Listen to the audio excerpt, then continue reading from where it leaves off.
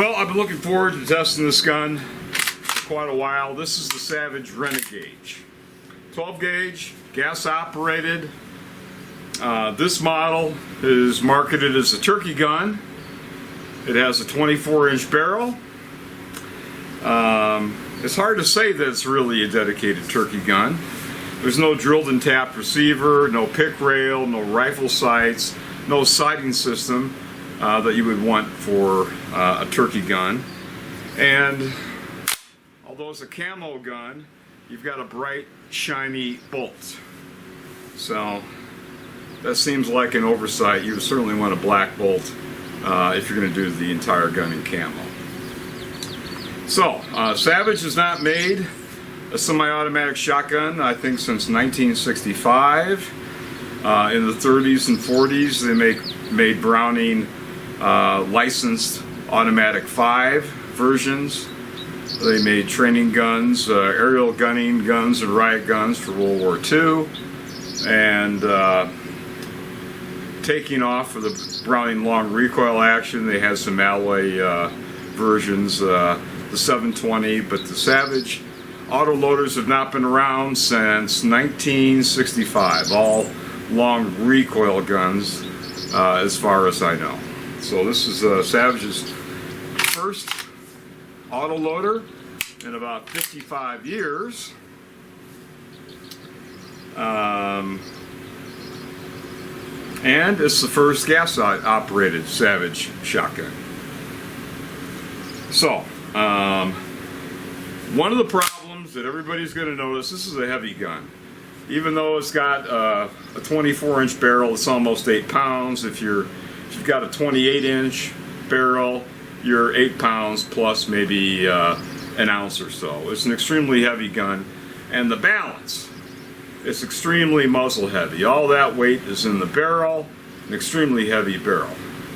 So you can see, if you want something that's neutrally balanced or balanced between the hands, this thing is just horribly balanced, really wants to nosedive, and that's a problem. You're certainly not going to want to chase pheasants with a gun like this, and I like a neutrally balanced gun. This is unloaded. When you load it, it gets even worse. With a 26 or 28-inch barrel, it's going to be worse yet. So this is possum on a rake type balance. A real problem. 3-inch chambered gun. Let me take a couple shots. These are Federal Top Gun 1 ounce, 1,300 feet per second. It does load extremely easily. The magazine limiter, also called a plug, that's supplied is loose in the box. When you pop it in, as I did, you've only got a 2-shot. So it only allows 1 shell in the tubular magazine. So it is a 4-shot tubular magazine without the magazine limiter, 4 in the tube, 1 in the chamber, so it's 4 plus 1. Obviously for migratory birds, normally it's you're going to have 2 in the magazine, 1 in the chamber. I'll have to remove it, and you can break it or cut it to suit your application. So I'm not sure why they did that. Maybe it makes sense for an export model or something. Anyway, let's see how it shoots. Top Gun 1 ounce, 1,300 feet per second.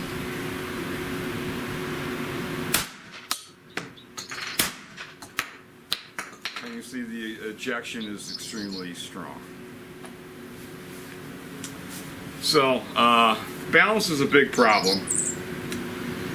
As far as oversized controls, it's mostly the charging handle. The safety it's good enough, it's just average size. And the bolt release is hardly massively oversized, pretty much standard. So that's what they're talking about, oversized controls. You do get 4 chokes with it. They're all good chokes. They're True-Lock chokes. They're Beretta mobile chokes. With this model, you get the IC mod in full, and you also get a turkey choke. And the supplied turkey choke is about the only thing, I guess, that makes this into a turkey gun. You also get 3 recoil pad and spacer arrays, and 3 comb inserts, and you also have shim adjustments. So by changing recoil pads, you can change the length of pull from about 14 1/4 up to a little over 15 inches. So it really is a nose heavy gun, and it's a heavy gun. So well, let me step it up with a little bit heavier loads. Alright, these are 1 1/4 Prairie Storm. They're kickers, 1,500 feet per second. We'll see how the Savage does.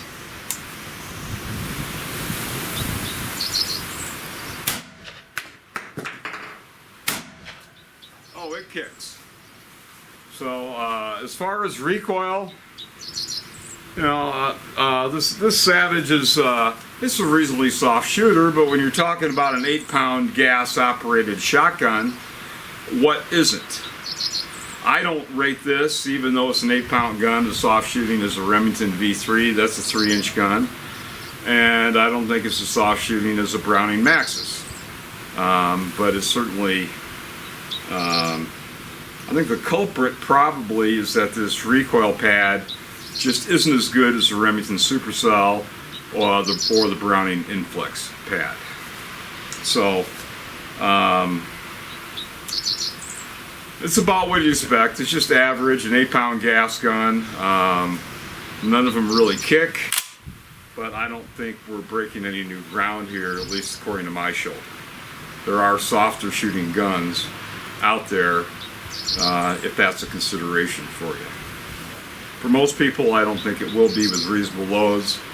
Obviously, with super heavy tungsten turkey loads, you bet this thing's going to kick, but everything does. Alright, these are some Remington American Clay and Field 1 1/8, 1,200 foot per second loads. We'll see if we can break a couple plays.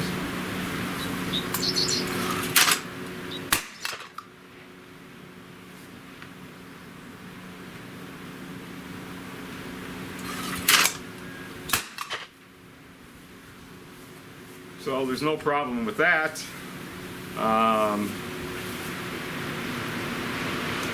I don't see anything that's really wrong with this gun mechanically. You've got dual gas pistons. The dual gas piston was popularized by the Benelli M4, which wasn't very good with a wide variety of loads. There wasn't anything going on as far as compensation. 10 years ago, we had the Remington VersaMax, a 3.5-inch chambered gun, and that works from 1 ounce. Mine would even would cycle 7/8 ounce loads, all the way up to heavy 3.5-inch loads. So that was 10 years ago. The Remington V3 VersaMax is a more modern gun, and a more compact action, and a lighter gun, and the weight is a real problem here, because the 7-pound class guns, depending on the model of the gun, walnut or plastic, it may vary 2 or 3 ounces, but still the 7-pound gun, particularly just with a 3-inch chamber, there's a lot of competition out there. I have my favorites for chasing pheasants. I even like a little lighter gun, 6 3/4 pounds, like a Fab Arm L4S. Some of the retays have been real nice. Remington V3, Waterfowl Pro, you're looking at 7 1/4 pounds. So that shaves a clean 3/4 pound, 3/4 of a pound off of this thing, and it's less money as well. So it's a hard gun to love, I'll tell you that. Like I said, the action, essentially what Savage did is they took the dual piston action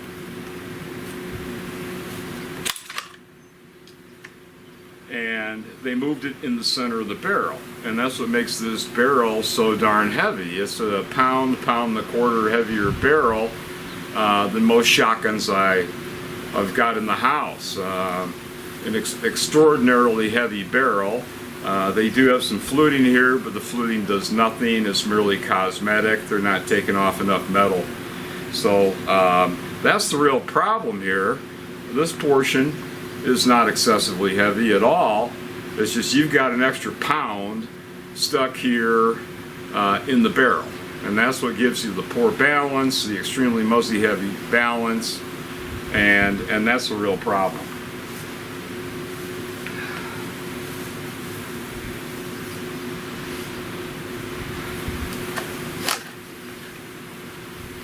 So you can see the forearm is just plastic.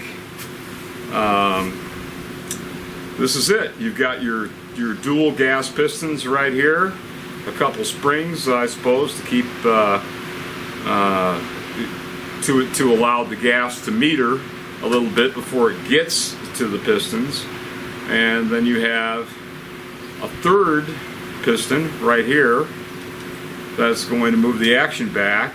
That's impacted by the dual gas pistons. So dual gas pistons, and we hit this little honey.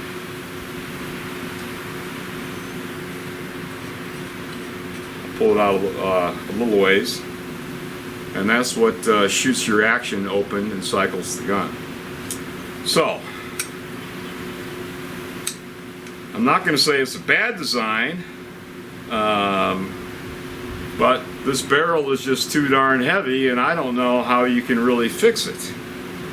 It's just, this is one big heavy hunk of pipe. I don't have any autoloader with a barrel nearly this heavy. And I don't have an autoloader nearly as muzzle heavy or as clumsy handling as this thing either. So, like I said, as far as general build quality, the ability to function, easy loading, decent trigger at 4 3/4 pounds, not the lightest, but certainly better than average. It's a good first effort, but based on the price, based on the weight, it's just not a very enjoyable gun, despite some of the innovations we've got here.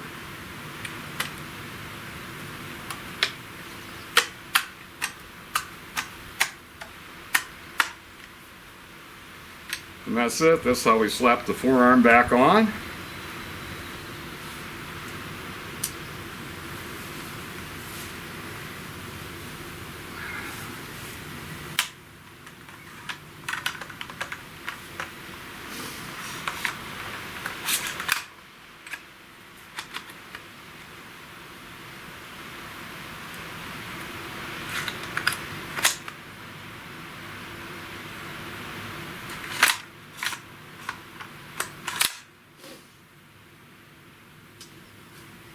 There we go, that more or less gets it together. And our Renegauge is back together.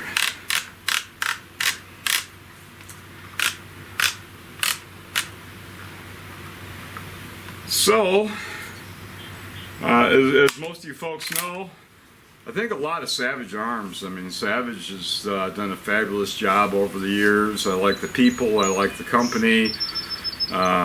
They certainly know how to make accurate bolt-action rifles, both center fire and rim fire. Great company, great staff. With the Renegauge, what can I tell you, folks? It's a hard gun to love, although I don't see any real functional problems. Once you shoulder this thing in the gun shop, I think you're going to be either astonished or appalled. Probably appalled. I'll take a few more shots, a couple more shots for the heck of it while we're out here in the wind.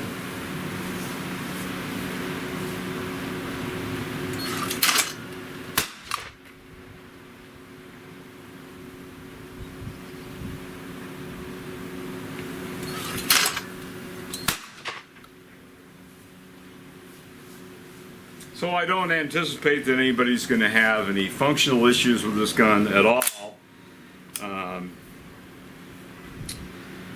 The comb thing, it almost attempts to replicate a parallel comb, which I don't like. It's better off for a rifle where you're shooting